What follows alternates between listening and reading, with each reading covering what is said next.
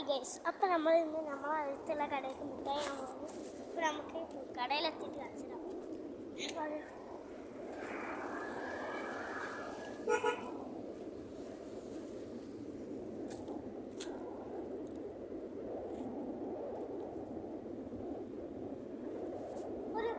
2 ഡാ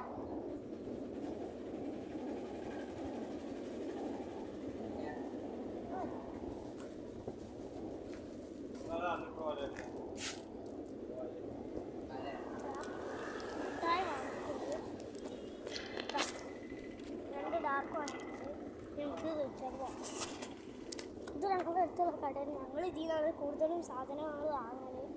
പിന്നെ അടുത്തുള്ള റോഡും ഇതൊക്കെയാണ്.